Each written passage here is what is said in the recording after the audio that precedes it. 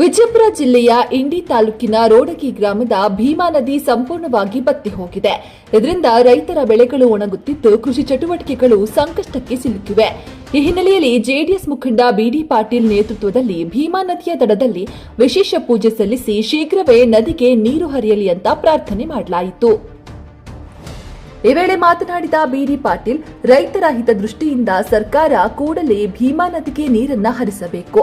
ವಿಳಂಬವಾದರೆ ರೈತರ ಹೋರಾಟ ಮತ್ತಷ್ಟು ತೀವ್ರಗೊಳ್ಳಲಿದೆ ಅಂತ ಎಚ್ಚರಿಕೆಯನ್ನ ನೀಡಿದ್ರು. ಪೂಜೆಯಲ್ಲಿ ಜೆಡಿಎಸ್ ಕಾರ್ಯಕರ್ತರು, ರೈತರು ಹಾಗೂ ಸ್ಥಳೀಯ ಮುಖಂಡರು ಭಾಗವಹಿಸಿ ಸರ್ಕಾರ ತಕ್ಷಣವೇ ಕ್ರಮ ಕೈಗೊಳ್ಳುವಂತೆ ಒತ್ತಾಯಿಸಿದ್ರು. ಭೀಮಾ ನದಿಗೆ ನೀರು ಹರಿಸುವಂತೆ ಆಗ್ರಹಿಸಿ ನಡೆದ ಈ ವಿಶೇಷ ಪೂಜೆ ಇದೀಗ ಗಮನ ಸೆಳೆದಿದ್ದು, ರೈತರ ಬೇಡಿಕೆಗೆ ಸರ್ಕಾರ ಯಾವಾಗ ಸ್ಪಂದಿಸುತ್ತೆ ಅನ್ನೋದನ್ನ ಕಾದು ನೋಡಬೇಕಿದೆ. ಕಷ್ಟ ಏನಂತ ಹೇಳಿ ನೋಡಿದವ್ರಿಗೆ ಗೊತ್ತಾಗ್ತದೆ.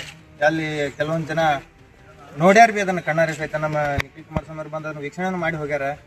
ಹೀಗಾಗಿ 4 ತಿಂಗಳಿಂದ ಸತತವಾಗಿ ರೈತರಿಗೆ ಆಗಿರ್ಬೋದು, ದನ ಕರುಗಳಿಗೆ ಕುಡಿಲಿಕ್ಕೆ ನೀರಿಲ್ಲದೆ ಇರೋದಂತ ಆಗಿರ್ಬೋದು. ನೀರಿಲ್ಲ ಅಂದ್ರೆ ಬೆಳೆನೇ ಬರಂಗಿಲ್ಲ. ಆ ಬೆಳೆ ಬೆಳಿಲಿಕ್ಕೆ ತಿಳಿನೇ ಆಲ್ರೆಡಿ ರೈತರು ಸಾಲ ಮಾಡಿರ್ತಾರೆ. ಆ ಸಾಲ ಮತ್ತ ರೈತರು ಬೆಳಿಲಿಲ್ಲ, ಆ ಸಾಲಕ್ಕೆ ಮತ್ತೆ ಸಾಲ. ಹಿಂಗಾಗಿ ಬ್ಯಾಂಕಿನಲ್ಲಿ ಇರ್ತಕ್ಕಂಥ ಸಾಲನೂ ತೀರ್ಸಕ್ ಆಗಂಗಿಲ್ಲ. ರೈತರು ತುಂಬಾ ಕಷ್ಟ ಪಡ್ತಿದ್ದಾರೆ. ಹಾಗಾಗಿ ಮ್ಯಾಲ ಬಂದಿರತಕ್ಕಂಥ ನೀರು ನಮಗೆ ಕರೆಕ್ಟಾಗಿ ಬರ್ತಾ ಇಲ್ಲ, ಮಳೆನೂ ಇಲ್ಲ. ಹೀಗಾಗಿ ರೈತರು ತುಂಬಾ ಕಷ್ಟ ಅನುಭವಿಸ್ತಿದ್ದಾರೆ. ಅದನ್ನು ವೀಕ್ಷಣೆ ಮಾಡಲು ನಮ್ಮ ಬಿಡಿ ಪಾಟೀಲ್ ಬಂದಿದ್ದಾರೆ. ಇದನ್ನ ಕುರಿತು ನಮ್ಮ ಶಂಕರ ಸೌಕರ್ ಬಂಡಿ ಅವರು ಒಂದೆರಡು ಮಾತನ್ನು ಹೇಳ್ಬೇಕು ರೈತರ ಬದಲಾಗ ಅಂತೇಳಿ ನಾನು ಇಷ್ಟಪಡ್ತೀನಿ. ಭೀಮಾ ತಾಯಿಯ ಪಾದ ಪದ್ಮಗಳಲ್ಲಿ ಸಾಷ್ಟಾಂಗ ನಮಸ್ಕಾರಗಳನ್ನು ಸಲ್ಲಿಸಿ ನಮ್ಮ ಜನಾಧ್ಯಕ್ಷರ ಪಾದ ಪದ್ಮಗಳಿಗೆ